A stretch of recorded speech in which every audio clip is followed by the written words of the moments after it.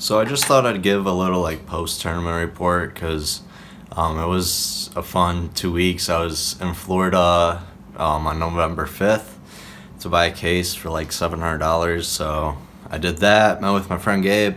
Then we went to Colorado for like 12 days because we went to both tournaments and we just stayed there.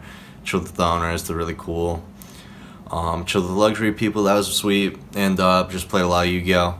But I ended up cubing like most of the week up until the second tournament, which was probably a bad call. But you know, whatever, I had a lot of fun.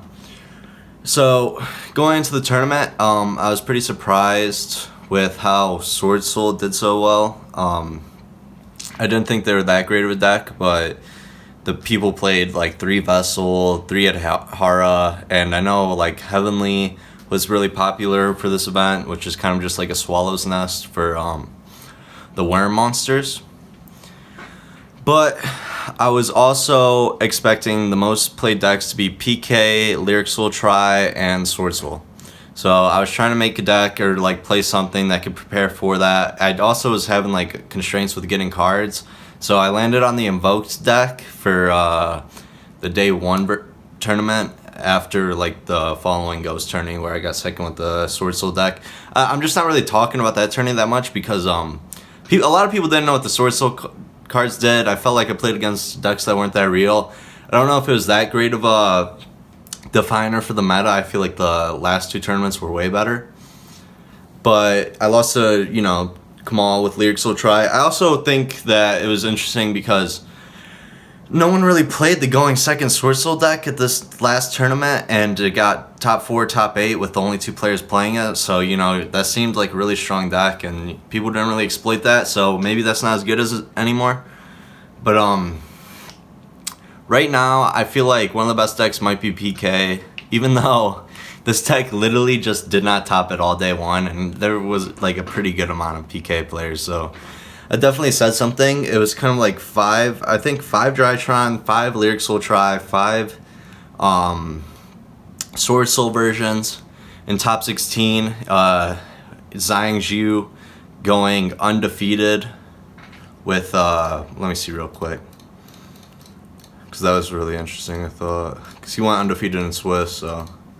Oh, yeah, he went undefeated with the Zoo Tri deck, which I thought might be a good call, because I think what I hate most about lyrilusc Tri, I think it's like one of the best decks. Honestly, it kind of doesn't make sense how good it is. It got so much support out of this random ass set, right? But the problem with it for me is the mirror matches are really 50-50 in my mind, especially if you're playing the barrier statue. I know a lot of people switch to Avian, but barrier statue seems way better than Avian to me as well.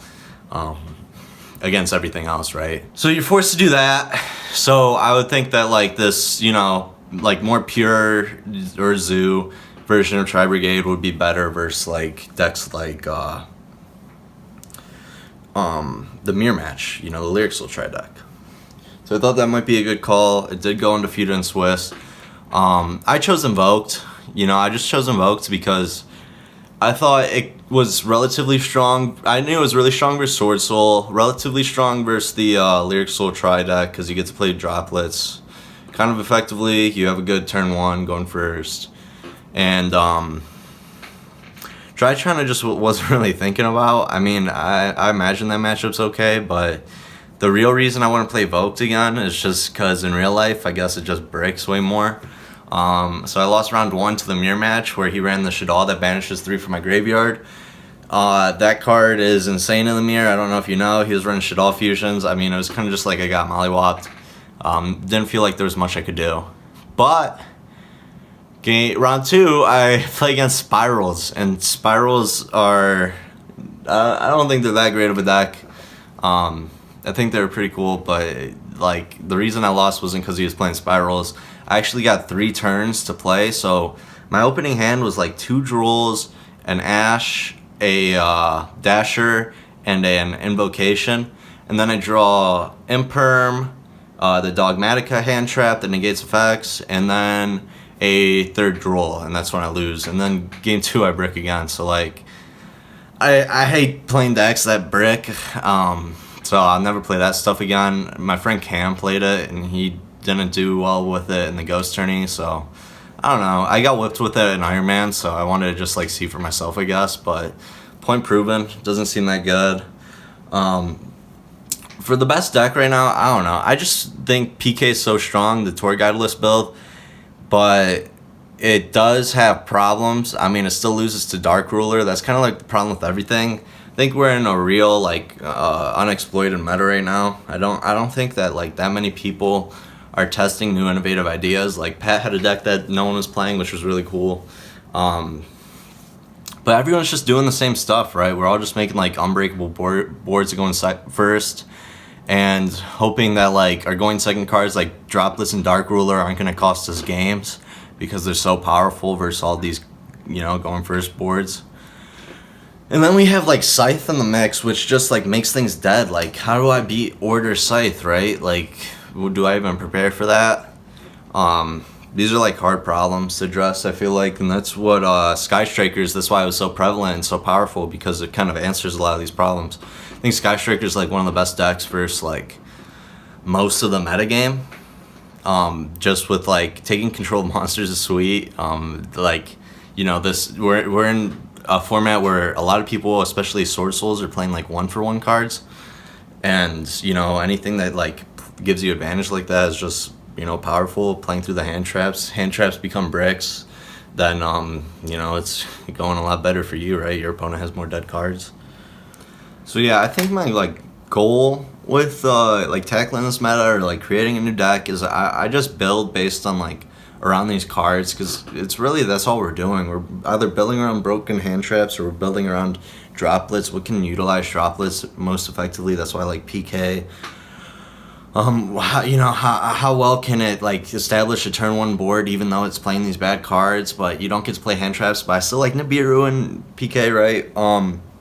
I just want to like get a deck that can like actually grind, and I think that's why I'm gravitating towards it as well.